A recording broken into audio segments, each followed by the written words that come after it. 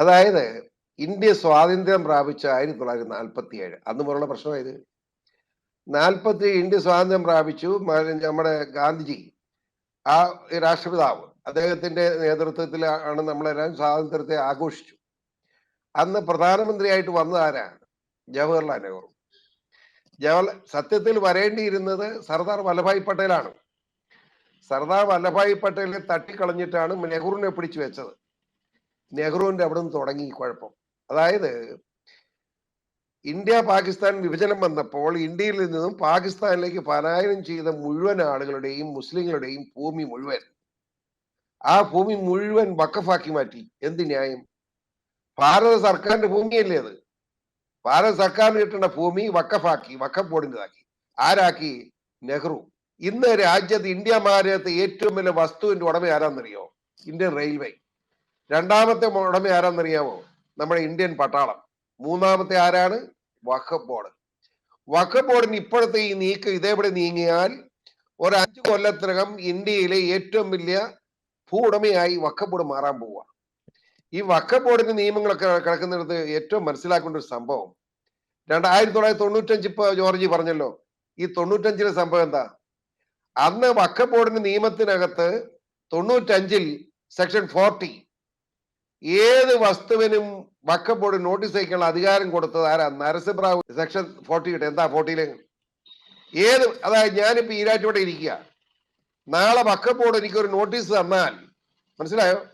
Notice തന്നാൽ ഞാൻ ഇറങ്ങി പൊക്കോട്ടാ മതി. അതല്ല, ഒന്നും ചെയ്യാനില്ല. 200 കൊല്ലം ഇത് വഖഫ് ചെയ്ത ഭൂമിയാണെന്ന് വഖഫ് എന്ന് കഴിഞ്ഞാൽ അള്ളാഹുവിന് കൊടുത്തതെന്നാ പോരെ. വഖഫ് ഭൂമി പറഞ്ഞാൽ ഇറങ്ങിപ്പോണം. അല്ല, എന്താ പ്രത്യേകത? ഞാൻ ഒരാളെ തല്ലിയാൽ ആ പോലീസ് കേസെടുത്ത പോലീസ് തെളിയിക്കണം ഞാൻ കുറ്റക്കാരനാണ്, അല്ലെ എന്നെ വെറുതെ വിടും. ഇവിടെ നേരെ തിരിച്ചാ. വഖഫ് ബോർഡ് നേരെ നോട്ടീസ് തന്നാൽ വഖഫ് ബോർഡിന്റെ നോട്ടീസ് തെറ്റാണ്, ഇത് എന്റെ ഭൂമിയാണ്, തെളിയിക്കേണ്ട ചുമതല എനിക്കാ. പിന്നെ എങ്ങനെ രക്ഷപ്പെടും? അതാണിപ്പോ നമ്മളെ പറ്റാത്ത മുനമ്പം. അതായത് ഒന്ന് ആലോചിക്കണം, എന്ത് സംഭവിച്ചേനാ. മുനമ്പത്തെ അവിടെ നിൽക്കാൻ മുഴുവൻ പറഞ്ഞാലേ എല്ലാവർക്കും മനസ്സിലാവും.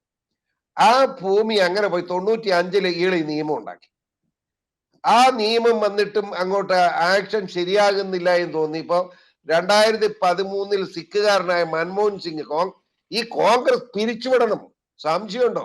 അതിന്റെ പുറകെ നടക്കുന്ന ദൈവം ചുറ്റിക്കും. ആ മൻമോഹൻ സിംഗ് ആണ് കൂളായിട്ട് എന്നാ നിയമം ഉണ്ടാക്കിയെന്ന് സെക്ഷൻ 52 എന്നാന്നറിയോ? ഞാനിപ്പൊ വഖഫ് ആണെന്ന്, വഖഫ് ഭൂമിയിൽ ഞാൻ കയറി താമസിക്കുകയാണ്, വഖഫിന്റെ ആണ് എന്ന് വഖഫ് പറഞ്ഞ് സ്ഥാപിച്ചാൽ എന്നെ 2 കൊല്ലം ശിക്ഷിക്കാനുള്ള നിയമമാണ് നരസിംഹറാവു അല്ല നമ്മുടെ മൻമോഹൻ സിംഗ് ഉണ്ടാക്കി വെച്ചിരിക്കും. മതിയോ? ഇതാർക്കറിയാം? അതായത് ഇപ്പോ പാവപ്പെട്ട ഈ ജനമുണ്ടല്ലോ, നമ്മുടെ മുനമ്പത്തെ പാവപ്പെട്ട ജനം, മത്സ്യത്തൊഴിലാളികൾ, പാവങ്ങൾ, ഞാനവിടെ പോയിരുന്നു. അതുകൊണ്ടാ പറയുന്നത്. ആ പാവങ്ങളെല്ലാം 2 കൊല്ലം ശിക്ഷിക്കാനുള്ള നിയമം ഉണ്ടാക്കി വെച്ചിട്ടാണ് കോൺഗ്രസ്സുകാരനായ മൻമോഹൻ സിംഗ് പ്രധാനമന്ത്രി ഒഴിഞ്ഞിരിക്കുന്നത്. ആ കരഞ്ഞ് നിലവിളിച്ച് കിടക്കുന്ന പാവപ്പെട്ട മുനമ്പത്തെ തൊഴിലാളികൾ, കർഷകർ എന്ന് പറയാനില്ല, ചെറിയ ഭൂമിയല്ലേ പാവങ്ങള്, 610 വീട്ടുകാരെ ഉള്ളേ. ആ ഭൂമിയിലോട്ട് എന്നിട്ട് ഇവന്മാരെ കോൺഗ്രസ് നേതാക്കന്മാരെല്ലാം നിങ്ങൾ ആരും ഇറങ്ങണ്ട. പിണറായി വിജയനും പറയാം ഇറങ്ങണ്ട. പിന്നെ എന്തെങ്കിലും ഇയാള് പറയുന്നു? ഇവിടെ കേന്ദ്ര ഗവൺമെന്റ് ഈ മൻമോഹൻ സിംഗിന്റെ കാലത്തിന് ശേഷം ഇതാ വന്നിരിക്കുന്നു. പ്രിയങ്കരനായ നമ്മുടെ നരേന്ദ്രമോദിജി പ്രധാനമന്ത്രിയായി. അങ്ങേർക്ക് ലിസ്റ്റ് മുഴുവൻ കിട്ടി. അങ്ങേർക്ക് ഇത് മനസ്സിലായി, ഇത് അപകടമാണ്, സാധ്യമല്ലാത്ത കാര്യമാണ്.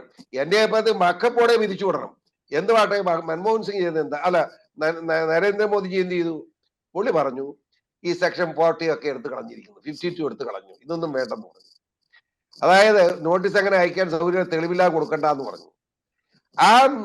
ആ നിയമം ബില്ല് വന്നിട്ട് ആ ബില്ല് അവതരിപ്പിച്ചിട്ട് ജോയിന്റ് പാർലമെന്ററി സമിതി കമ്മിറ്റി കൊടുത്തിരിക്കുക, JPC. ആ ജോയിന്റ് പാർലമെന്ററി പാർട്ടിയിൽ പങ്കെടുക്കാൻ പാടില്ലെന്നാണ് കോൺഗ്രസിന്റെ നമ്മുടെ ഈ പയ്യൻ പറയുന്നത്. എന്നാ നമ്മുടെ രാഹുൽ ഗാന്ധി, അയാൾ പറയുന്നത് അത് പങ്കെടുക്കണ്ടെന്ന്. കോൺഗ്രസ് ഉൾപ്പെടെ തമിഴ്നാട്ടിൽ നിന്നുള്ള MP ഉൾപ്പെടെ എല്ലാവരും അത് ബോയ്ക്കോട്ട് ചെയ്യാണ്. പക്ഷെ ആ നിയമം പാസ്സാവും. ആ നിയമം പാസ്സാക്കരുതെന്ന് പറയാൻ എന്താ ന്യായം? ആ നിയമം പാസ്സാക്കരുതെന്ന് പറയുന്ന പിണറായി വിജയനും ഇവിടെ പ്രമേയം അവതരിപ്പിക്കുക. എന്താ അവിടെ JPC റിപ്പോർട്ടിന്റെ അടിസ്ഥാനത്തിൽ ബില്ലിൽ അമെന്റ്മെന്റ് വരുത്താൻ പാടില്ല, കേന്ദ്ര ഗവൺമെന്റ് നയം തെറ്റാണെന്ന് പിണറായി വിജയനും മാത്രമല്ല 140 MLA ഒരുമിച്ച് കൈപൊക്കി പാസ്സാക്കിയിരിക്കുക കേരളത്തില്. അതില് കേരള കോൺഗ്രസ്സുകാരും ഉണ്ട്. അതാണ് ഏറ്റവും വലിയ അതിലേക്ക് അവർ ജോലി ചെയ്യാൻ പറഞ്ഞോളാം. എനിക്കറിയാവുന്നതല്ല. നാണം കെട്ടവന്മാർ എന്ന് പറയണേ ക്രിസ്ത്യാനിയായിട്ട് തല വെള്ളം മുഴുവനുണ്ടോ? അവനറിയണ്ടേ ഇത്? ഞാൻ പലരെ വിളിച്ചപ്പോ അറിയാതെ പാസ്സാക്കിയത്. എങ്ങനെ ഞാൻ നിയമസഭ കൊണ്ട് പാസ്സാകല, ഒരു നിമിഷം പാസ്സാവും, ഒരു സംഘർഷം ഉണ്ടാവും, അങ്ങനെ പാസ്സാക്കുകയല്ല. എന്തൊരു മര്യാദകട. അത് ഞാൻ ഈ MLA സ്ഥാനം പണി വേണ്ട എന്ന് വെച്ചിരുന്നവനാണ്. എനിക്ക് ആ ഒരു ദുഃഖം, ഈ നിയമം ആ പ്രമേയം പാസ്സാക്കിയപ്പം അന്ന് ആ സഭയിൽ ഇല്ലാതിരുന്നല്ലോ ദൈവമേ എന്ന് എനിക്ക് ദുഃഖം തോന്നി. ഉണ്ടെങ്കിൽ ആ മേശ അടിച്ചു പറിച്ച സ്പീക്കറുടെ കസേരകൾ വെച്ചിട്ട് പാസ്സാക്കുള്ളായിരുന്നു. ഒന്ന് ആലോചിച്ചേ. അങ്ങനെ പാസ്സാക്കി വെച്ചിരിക്കുകയാണ്. എന്നിട്ട് ഇവന്മാർ കരഞ്ഞോണ്ട് അങ്ങോട്ട് ചെല്ലുക. പിണറായി പറയുന്നത് എന്താ? ഒന്നും പേടിക്കണ്ട, നിങ്ങൾ അവിടെ കിടന്നോളാം, ഇവന്റെ ഒന്നും അവതാരം വേണ്ട നമുക്ക്. കാര്യം നരേന്ദ്രമോദി പാർലമെന്റ് കൂടിയാൽ ഉടനെ നിയമം പാസ്സാക്കി കഴിഞ്ഞാൽ തന്നെ കിട്ടിക്കോളും. ജോസഫ് പേട്ടനൊന്നും ഒന്നും പേടിക്കണ്ട, അവിടെ ഇരുന്നു. നിങ്ങൾ അന്ന് ആരും ഇറക്കി വിടുകയല്ല. ഇറക്കി വിടണമെങ്കിൽ ഇന്നലെ മിനിങ്ങാന്ന് കേന്ദ്ര ന്യൂനപക്ഷ മന്ത്രി പച്ചയ്ക്ക് പറഞ്ഞു ഒരുത്തരെ ഇറക്കി വിടുകയല്ല, ഞാൻ നോക്കിക്കോളാം എന്ന് പറഞ്ഞു. കേട്ടില്ലായിരുന്നു? എന്റെ മോൻ ഷോണും ഉണ്ടായിരുന്നു ആ കൂട്ടത്തിൽ, ജാവേദ്കറും എല്ലാം ഉണ്ടായിരുന്നു.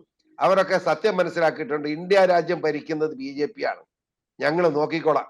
ഈ കമ്മ്യൂണിസ്റ്റുകാരനും കോൺഗ്രസ്സുകാരനും കൂട്ടുകച്ചവടമായിട്ട് ഇങ്ങോട്ട് ഇറങ്ങി പാവപ്പെട്ട ജനങ്ങൾ ഓടിക്കാന്ന് വെച്ചാൽ അനുവദിക്കുന്ന പ്രശ്നമില്ല. 100% അനുവദിക്കുന്ന പ്രശ്നമില്ല. ബാക്കി എല്ലാവരും പറഞ്ഞിട്ട് എന്തെങ്കിലും അഭിപ്രായ വ്യത്യാസം ഉണ്ടെങ്കിൽ ഞാൻ പറഞ്ഞോളാം. തന്റെ ഇടത്തോട് മുമ്പോട്ട് പോവുകയാണ്. ഇത് മാത്രമല്ല, ഇപ്പൊ ഈരാറ്റുപേട്ട പോലും ഉണ്ട്. വേറൊന്നും പറയാം, ഒന്നും കൂടെ നിങ്ങൾ ചർച്ചയ്ക്ക് പോകുന്നുണ്ട്. ഒരു കാര്യം പറയും. നമ്മുടെ ഇവിടുത്തെ പൂഞ്ഞാറിലെ പൂഞ്ഞാർ 56 പൂഞ്ഞാർ രാജകുടുംബത്തിന്റെ അറിയാവോ? രാജകുടുംബമാണ് ജന്മം. രാജകുടുംബം കേസ് കൊടുത്ത എവിടെ പോയി നിൽക്കും? ഒരു കേസ് നിലയിക്കുക, സിവിൽ കേസ്. ഇപ്പോ ഞാന് അതുകൂടെ ഒന്ന് പറഞ്ഞു, സമയക്കുറവുണ്ടെങ്കിലും NDR മഹൽ കമ്മിറ്റി ഈ കൂട്ടിക്ക് വില്ലേജിൽ, ഞാൻ ഇവിടെ പൂഞ്ഞാർ തെക്കക്കര വില്ലേജ് വിഭജിച്ച് കൂട്ടിക്ക് വില്ലേജ് ഉണ്ടാക്കി. അപ്പൊ വാഗമണ്ണോട് ചേർന്ന് സ്ഥലം ഉൾപ്പെടെ എല്ലാം കൂട്ടിക്ക് വില്ലയാക്കി. അവിടെ ഒരു അള്ളാപ്പാറ, ഒരു മുസ്ലിങ്ങളുടെ പ്രധാനപ്പെട്ട സ്ഥലമാണ്. 3 ഹെക്ടർ സ്ഥലം ഈ NDR മഹലിന് പതിച്ചു കൊടുത്തു. അവിടെ അള്ളാപ്പാറ എന്ന് വെച്ചിരിക്കുകയായിരുന്നു. ആ സ്ഥലത്തിന് ഇപ്പോഴുള്ള സ്ഥലം മുഴുവൻ ഇപ്പൊ വാഴൂർ കേന്ദ്രമായിട്ടുള്ള ഒരു ബ്രാഹ്മണ കുടുംബത്തിനാണെന്ന് കോടതി വിധിച്ചു കഴിഞ്ഞു. അവരൊന്നും അറിഞ്ഞിട്ടില്ല. അള്ളാപ്പാറ ഇപ്പം വിധിക്കും. ഞാൻ പതിച്ചു കൊടുത്ത സ്ഥലമല്ലേ, അത് ദേവസ്വം ബോർഡിന്റെയാണ്. ഇപ്പം കുഴപ്പമുണ്ടാകാൻ പോവുക. ഈരാറ്റുപേട്ട പ്രശ്നം അതിന്റെ വിശാമിലേക്ക് കിടക്കുന്നില്ല. അപ്പൊ രാജ്യം ഹൈന്ദവ സമൂഹത്തിന്റെ ആയിരുന്നല്ലോ, അവരെല്ലാം കൂടെ സിവിൽ കേസുമായിട്ട് ഇറങ്ങി നിർത്താൻ നമ്മുടെ ഗതി ഉണ്ടാവും. ഒന്ന് ആലോചിച്ചു. അതുകൊണ്ട് ഈ വക്കപ്പും കിക്കും പറഞ്ഞ് അതിനിടയ്ക്ക് ഓരോ മന്ത്രി, ഒരു വിവരം കേട്ട മന്ത്രി അവൻ പറഞ്ഞു വക്കപ്പ് മന്ത്രി, അങ്ങനെ ഒരു മന്ത്രിയില്ല, ന്യൂനപക്ഷ വകുപ്പിന്റെ മന്ത്രിയാ. അവൻ പറഞ്ഞു തന്നെ അബ്ദുൾ റഹ്മാൻ, അവനൊരു മുസൽമാനാണ്. ഇത് മുസൽമാന്മാരുടെ സ്ഥലം എടുക്കുകയാണ് വക്കപ്പിന്റെ ആണെന്നും പറഞ്ഞു. എത്ര മുസൽമാരെ കരച്ചില കാണേണ്ടത് നമ്മള്? എന്നിട്ട് അവൻ പറയുക അച്ഛന്മാരെല്ലാം മഹാവർഗീയവാദികളാണ്. നിന്നെ പോലെ വൃത്തികെട്ടവരാണോ അച്ഛന്മാര്? അച്ഛന്മാരെ കിടക്കപ്രതിയില്ല. വൈദികര് അവിടെ മുനമ്പത്ത് ഇറങ്ങിയില്ലെങ്കിൽ വൈദികർ എന്തിനാണെന്ന് സഭ ചോദിക്കും, അറിയാമോ? ഞങ്ങളുടെ സഭ യേശുവിന്റെ സഭയാ, അത് ശരിയാവുള്ള സഭയാ. ആ സഭ ക്രിസ്ത്യാനിയെ മാത്രമല്ല, അവിടുത്തെ ഹിന്ദുവിനെയും അവിടുത്തെ മുസ്ലിമിനെയും രക്ഷിക്കാൻ വേണ്ടിയാണ് വൈദികർ ഇറങ്ങിയിരിക്കുന്നത്. അതുകൊണ്ട് അബ്ദുൾ റഹ്മാനെ പോലെ മഠയന്മാർ കേരളത്തിന് അപകടമാണ് എന്ന് കൂടി സൂചിപ്പിക്കുന്നു. വല്ല വാക്കും കടുത്തു പോയിട്ടുണ്ട്, ആരും എന്നോട് ക്ഷമിക്കണം, ഇനി സൗകര്യം ഉണ്ടായിട്ടാ. ഇതാ എനിക്ക് പറയാനുള്ളത്.